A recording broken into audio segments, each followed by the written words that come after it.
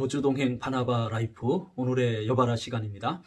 오늘도 예레미야 43장 1절에서 13절까지의 생명의 삶 말씀으로 하나님이 세우신 감추어진 돌이라는 주제로 말씀 묵상 나눔 지금 시작하도록 하겠습니다. 먼저 본받아야 할 모본의 말씀 나누기를 원합니다. 오늘 묵상 속에 오늘 하루 우리가 좀 이렇게 살아야지라고 말씀 안에서 배우는 모본의 말씀은 고집스럽고 지혜롭지 못해서 결국 오만해지고 교만해지는 인생들의 최후를 오늘 묵상 속에서 우리는 배우게 되는 것입니다. 자, 그래서 2절과 3절입니다. 호사야의 아들 아사랴와 게랴의 아들 요하난과 모든 오만한 자가 예레미야에게 말하기를 내가 거짓을 말하는도다. 우리 하나님 여호와께서 너희는 애굽에서 살려고 그리로 가지 말라고 너를 보내어 말하게 하지 아니하셨느니라. 예레미야의 하나님께로부터 받은 대언의 말씀이 맞춰졌습니다. 그것은 아주 명확한 내용이었어요. 그 대언의 내용은 첫째로는 유다 땅에 머물러서 바벨론 사람을 섬기라는 말씀이었고요. 그리고 두 번째로는 인본주의와 그리고 우상 숭배의 땅인 애굽으로 절대로 가지 말라라는 이 두 가지 내용이었습니다. 그러나 이게 웬일입니까? 기도를 부탁하며 좋든지 좋지 않든지 여호와의 말씀에 순종하겠다라고 말했던 요하난을 비롯한 유다의 남은 백성들은 예레미야의 예언을 대항했습니다. 오히려 예레미야의 예언을 거짓이라고 배격을 했고요. 그리고 예레미야가 이 같은 예언을 한 것은 서기관 바룩의 지시로 말미암아 바벨론을 위한 예언이다. 이렇게 그 예언에 대하여 매도하기 시작한 것입니다. 참 오늘 이 말씀을 묵상하며 이런 유다 백성의 행동을 오만함과 교만함 때문이라고 오늘 묵상에서는 우리에게 말씀을 하고 있어요.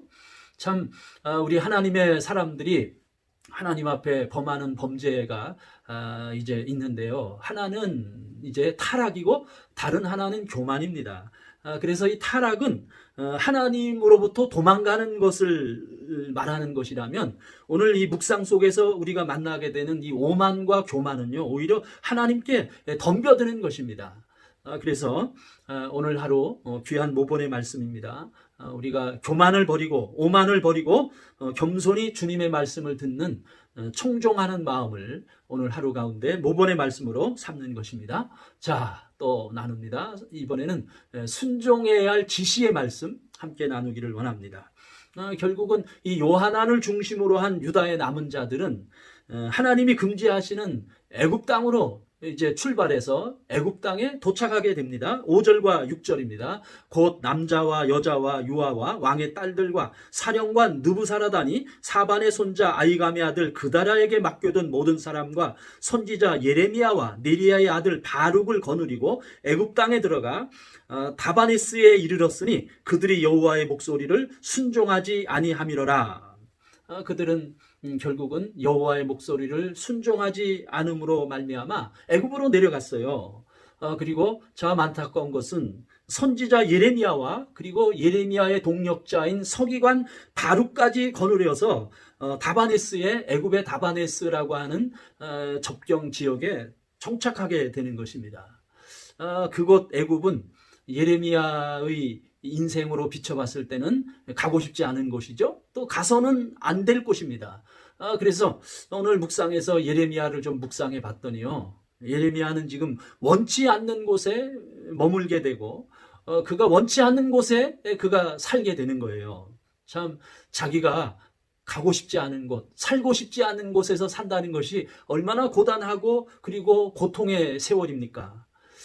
오늘 이 말씀 묵상 도중에 저는 저 스스로에게 한번 질문해 봤어요. 나는 지금 내가 살고 있는 곳이 내게 만족스러운가? 내가 살고 있는 곳에서 내가 지금 기쁨을 가지고 살고 있는가? 내가 살고 있는 이곳에서 내 삶이 만족스러운가? 라는 질문을 던져봤어요. 오늘 이 말씀 묵상을 함께 나누는 여러분들은 어떠십니까? 여러분들은 지금 여러분들이 살고 있는 그곳 만족하십니까? 그런데 우리는 때로는요, 내가 잘못 왔나? 하는 그러한 생각을 가질 때가 종종 있습니다. 그래서 마치 기차 여행 중에 목적지인 줄 알고 급히 뛰어내렸는데 기차는 가고 주변을 살펴보니까요, 이런 잘못 내렸습니다. 참 때로는 하나님의 부르심이라고 쫓아왔는데 막상 살고 보면은요, 이렇게 당혹스러울 수 있는 거죠. 지금 예레미야의 경우가 그럴 것입니다. 그런데 우리는 그렇게 사는 거예요. 그래서 부활하신 예수님은 베드로에게 이렇게 말씀하셨죠. 내가 젊어서는 스스로 띠띠고 내가 원하는 곳으로 다녔거니와 늙어서는 내 팔을 벌리리니 남이 내게 띠띠우고 원하지 않는 곳으로 데려가리라 라고 말씀을 하셨어요. 곧 우리는 내가 원하는 곳에 내가 살 수 있지만은 더 중요한 것은 주님이 이끄시는 곳이죠. 주님이 원하는 곳에, 주님이 뜻한 그곳에서 우리가 순종의 삶을 오늘 묵상 속에 결심하는 것입니다. 자, 이제 한 가지 더 나누겠습니다. 붙잡아야 할 약속의 말씀이에요. 예레미야는 그가 원치 않는 곳이지만은 애굽으로 갔습니다. 그가 그렇게 원치 않는 애굽으로 간 것은 그곳에서 자기 백성들에게 하나님의 말씀을 대언하기 위함 때문인 거죠. 자, 8절과 9절입니다. 다바네스에서 여호와의 말씀이 예레미야에게 임하여 이르시되 너는 유다 사람의 눈앞에서 내 손으로 큰 돌 여러 개를 가져다가 다바네스에 있는 바로의 궁전 대문에 벽돌로 쌓은 축대에 진흙으로 감추라. 하나님은 애굽에 있는 유다 사람들을 위해서 예레미야에게 이제 특별한 퍼포먼스를 지시하셨습니다. 그래서 예레미야에게 명령한 퍼포먼스는 그곳 궁정 축대에 큰 돌을 여러 개 진흙 속에 감추라라고 하셨습니다. 자, 그 퍼포먼스의 의미는 무엇일까요? 10절과 11절 말씀이에요. 그리고 너는 그들에게 말하기를 만군의 여호와 이스라엘의 하나님께서 이와 같이 말씀하시되 보라 내가 내 종 바벨론의 느부갓네살 왕을 불러오리니 그가 그의 왕자를 내가 감추이게 한 이 돌들 위에 놓고 또 그 화려한 큰 장막을 그 위에 치리라. 그가 와서 애굽 땅을 치고 죽일 자를 죽이고 사로잡을 자는 사로잡고 칼로 칠 자는 칼로 칠 것이라. 백성들에게 예레미야는 실물로 하나님의 말씀을 증거하였습니다. 여기 진흙 속에 큰 돌을 봐라. 이 돌들이 비록 진흙 속에 감추어져 있지만은 장차 이 돌 위에 여호와 하나님께서 바벨론의 느부갓네살 왕의 왕자가 서게 할 것이다. 그리고 느부갓네살은 여호와 하나님의 종이다. 그가 칼로 너희와 애굽을 심판할 것이다. 이렇게 실제적으로 지금 하나님의 말씀을 전하고 있는 것입니다. 참 오늘 말씀 묵상 중에 진흙 속에 감추어진 돌들을 묵상 가운데 저로 주목하게 하셨습니다. 그 진흙 속에 감추어진 돌, 그 돌 위에 역사의 주관자이신 하나님께서 당신의 종들을 세우시는 것입니다. 참 묵상 가운데 굉장한 도전에 감동을 받습니다. 정말 그렇습니다. 하나님이 세우신 그 감추어진 돌들을 보는 그 믿음의 눈을 이 시간 하나님으로부터 우리가 갖기를 원합니다.